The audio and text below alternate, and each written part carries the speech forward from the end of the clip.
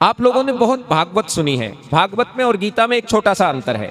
भागवत सुनाई जाती है महाराज परीक्षित को इस बात के लिए कि इन्हें बचा लिया जाए, क्योंकि तक्षक राजा जो नागवंश के थे वो उन्हें डसेंगे, उन्हें मारेंगे।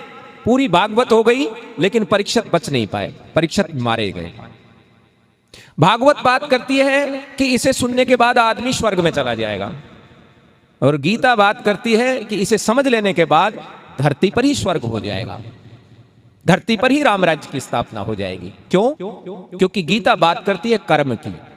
गीता बात करती है आपको दिए गए स्वधर्म के पालन को कैसे किया जाए और आपके कर्मों को किस तरह करना है। आपने गीता का सार लिखा देखा होगा जगह जगह।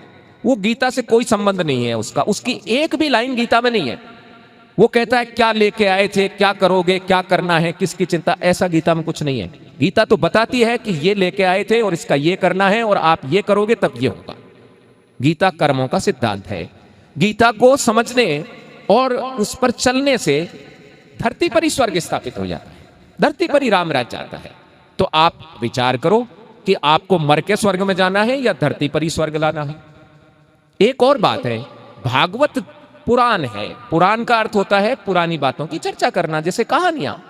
वो बताती है भागवत कि भगवान ने राम जन्म में क्या किया था, नरसिंह अवतार में क्या किया था, कृष्ण अवतार में क्या किया था, और भगवान ने क्या क्या किया।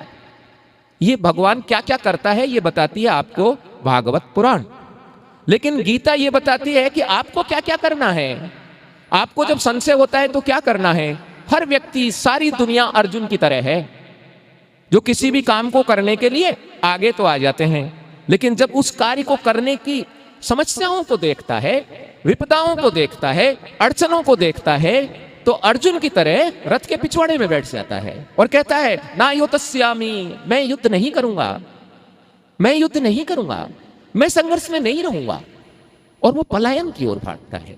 लेकिन उस समय जगत गुरु वासुदेव देवकी नंदन श्री कृष्ण ने उनको वह सिद्धांत निष्काम कर्म योग समझाया, जिसे समझने के बाद जो अर्जुन हिमालय में जाकर भिक्षावृत्ति करके भीख मांगकर जीवन यापन करने के लिए तैयार थे, उन्होंने गांडीव उठाया और जो कालजयी पितामह भीष्म, आचार्य द्रोण जैसे महारथियों को युद्ध में न केवल जीत लिया बल्कि संपूर्ण धरती का विजेता वो महारथी अर्जुन बन गए।